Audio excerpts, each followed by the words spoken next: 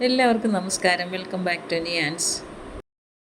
ഗോതമ്പ് പൊടി കൊണ്ട് വളരെ ടേസ്റ്റിൽ തയ്യാറാക്കിയിട്ടുള്ളൊരു പായസത്തിൻ്റെ റെസിപ്പിയാണ് ഇന്നത്തെ വീഡിയോയിലുള്ളത്.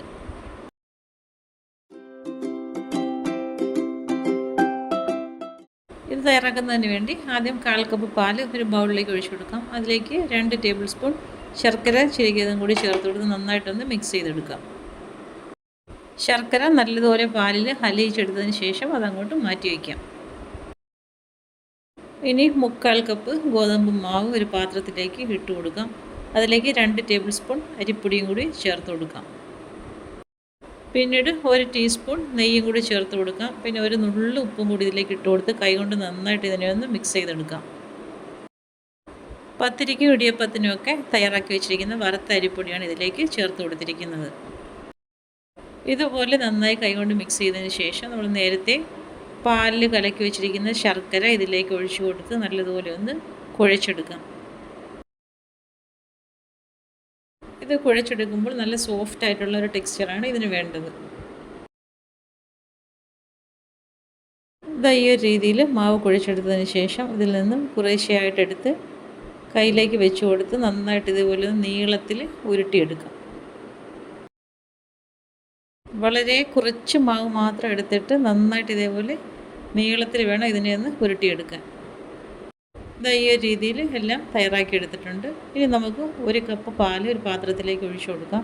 ഇനി അത് അടുപ്പിലേക്ക് വെച്ച് കൊടുത്ത് നന്നായിട്ടൊന്ന് തിളപ്പിച്ചെടുക്കാം. പാൽ തിളപ്പിച്ചത് മാറ്റി വയ്ക്കാം. ഇനി ഒരു പാനിലേക്ക് 1 ടേബിൾ സ്പൂൺ നെയ്യ് ഒഴിച്ചു കൊടുക്കാം. നെയ്യ് ഒന്ന് മെൽറ്റ് ആയിരുമ്പോൾ അതിലേക്ക് കുറച്ച് നട്ട്സ് ഇട്ട് കൊടുത്തൊന്ന് റോസ്റ്റ് ചെയ്തെടുക്കാം. നന്നായിട്ട് മൂത്ത് വരുമ്പോൾ ഇത് നെയ്യിൽ നിന്നും കോരി മാറ്റാം. പിന്നീട് അതേ പാത്രത്തിൽ തന്നെ 3 കപ്പ് വെള്ളം ഒഴിച്ചു കൊടുക്കാം. ഇനി പാത്രം മൂടി വെച്ച് വെള്ളം നന്നായിട്ടൊന്ന് തിളയ്ക്കുന്നത് വരെ വെയിറ്റ് ചെയ്യാം. വെള്ളം ഇതേപോലെ തിളച്ച് വന്നാൽ നമ്മൾ നേരത്തെ തയ്യാറാക്കി വെച്ചിരിക്കുന്നത് ഇതിലേക്ക് ഇട്ട് കൊടുത്ത് ചെറുതായി ഒന്ന് ഇളക്കിയതിന് ശേഷം മൂടി വെച്ച് വേവിച്ചെടുക്കാം.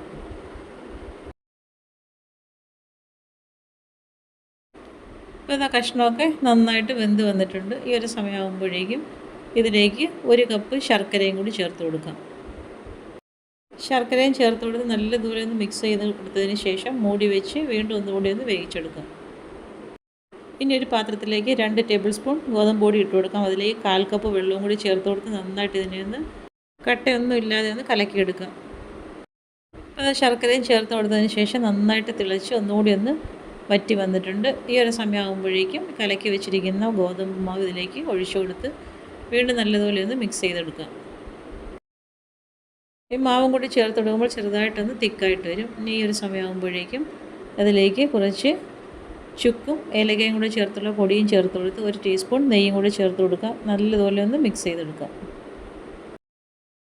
നല്ലതുപോലെ ഇതുപോലെ ഒന്ന് ഇളക്കി കൊടുത്തതിന് ശേഷം അതിലേക്ക് നേരത്തെ വറുത്ത് വെച്ചിരിക്കുന്ന നട്ട്സും കൂടി ചേർത്ത് കൊടുത്ത് നല്ലതുപോലെ ഒന്ന് ഇളക്കി കൊടുക്കാം. ഇനി ഫ്ലെയിം ഓഫ് ചെയ്തതിന് ശേഷം നേരത്തെ തിളപ്പിച്ച് വെച്ചിരിക്കുന്ന പാൽ ഇതിലേക്ക് ഒഴിച്ചു കൊടുത്ത് നല്ലതുപോലെ വീണ്ടും ഒന്ന് ഇളക്കി കൊടുക്കാം. അപ്പോൾ ഇത്രയേ ഉള്ളൂ. സൂപ്പർ ടേസ്റ്റ് തയ്യാറാക്കിയിട്ടുള്ള പായസമാണ്. ഈ ഒരു രീതിയിലൊന്ന് ട്രൈ ചെയ്ത് നോക്കൂ. ഇനി ഇത് നമുക്ക് വേറൊരു പാത്രത്തിലേക്ക് മാറ്റി കൊടുക്കാം.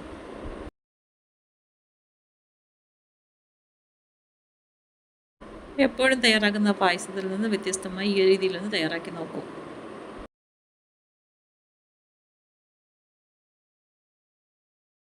വീഡിയോ ഇഷ്ടമായാൽ ലൈക്ക് ചെയ്ത് സബ്സ്ക്രൈബ് ചെയ്ത് സപ്പോർട്ട് ചെയ്തേക്കൂ. വീണ്ടും അടുത്ത വീഡിയോയിൽ കാണുന്നത് വരെ ബൈ ഫ്രം നിയാൻസ്. Thanks for watching.